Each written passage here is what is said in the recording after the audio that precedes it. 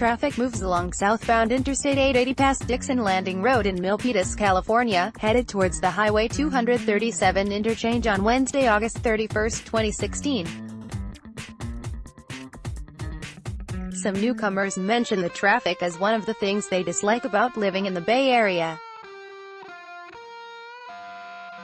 And a True Bay Area news group, voters in the Bay Area have agreed to raise bridge tolls by $3 over the next 6 years, but that's just the first in what they'll likely be asked to pay as business leaders and transportation planners sketch out a fresh series of new measures to solve the area's traffic gridlock.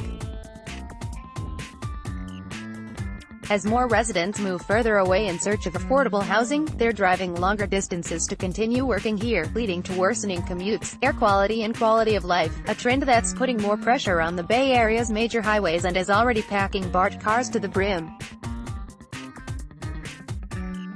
Something has to be done, said Oakland resident Judith Shaver. With how many people are moving here and how many people are living here, we've got to do something or we'll just crumble, she said. People are already getting more and more frustrated. But even before the new bridge tolls were proposed, transportation planners had already started thinking about a multi-billion measure aimed at providing commuters with viable alternatives to driving. The bridge toll measure approved Tuesday was a precursor to a much larger investment strategy, said Jim Wunderman, the president and CEO of the Bay Area Council, one of 3 organizations spearheading the campaign to bring the toll increase to the ballot. The really big projects are going to be way more expensive, he said. And they aren't likely to be things that Washington or even Sacramento will pay for, in whole or in part. One of those really big projects is almost certain to include a second Trans-Bay crossing for BART, he said. It will almost certainly include more interconnected rail and regional express bus networks, along with vastly expanded ferry service, said Gabriel Metcalf, the president and CEO of Spur, an urban planning think tank. So, it's no coincidence those initiatives all got big funding boosts from the toll hike, which is expected to raise $4.45 billion over the next decade. But it may even include big future investments that stretch outside the Bay Area, Wunderman said. Already, the Bay Area Council is examining the growing interconnections of the Bay Area to the wider region as more workers commute from the Central Valley, Sacramento and Santa Cruz, a trend that could play into a mega measure for the mega region, he said. Ironically, the lack of an overarching vision prompted some of the strongest critiques of the toll increase, as opponents argued such an approach is desperately needed.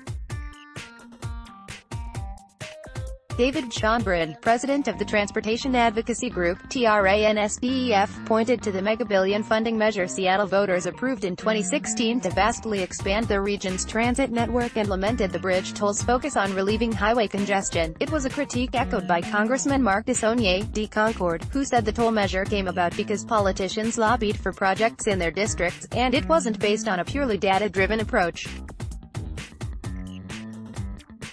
The difference between Seattle and the Bay Area is that Seattle is very consciously attempting to achieve a specific outcome, and the Bay Area, by contrast, is only trying to throw money at a politically popular problem. Schonbrun said. One is oriented toward outcomes and the other on how we divide up the money. But just how such a measure will be funded is anyone's guess.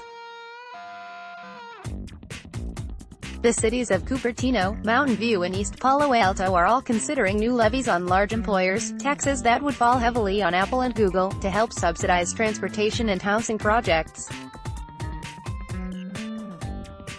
It's an approach that's publicly popular, but it could run into widespread opposition.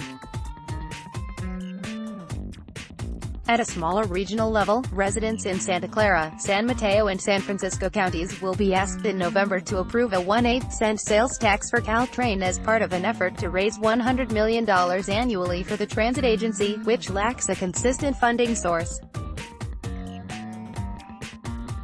Whatever the approach, a number of voters at the polls on Tuesday said they support investing in transportation but were tepid about the toll hike because it placed the funding burden solely on bridge commuters. Oakland resident Carrie Union, a self-described progressive, called her vote a "meek no," but said she'd likely vote for future transportation funding measures. "I'd love to see public transportation improved, but I was concerned there weren't enough funds going toward public transit," she said. "And I had heard there's the possibility for more infrastructure investments that will make a real difference a little bit further down the line. So, it was a meek no, not an emphatic no," she said. You might also like Cash is King, the fall of Malaysia's first couple Straits Times top 10 most sensational waterfalls in the world. Far and wide, Kim Lim, daughter of Tycoon Peter Lim, on being a hot premium content how women in Singapore are combating hyperpigmentation. Daily Vanity. Lian Li just made an RGB power cable with customizable hardware zone. You may soon be able to post videos of more than one hardware zone. Porn star Olivia Nova, who died Sunday, wanted to be MercuryNews.com. Ask Amy, my sister won't apologize for sleeping with MercuryNews.com. Mariah Carey exposed herself to me, ex-security guard. MercuryNews.com recommended by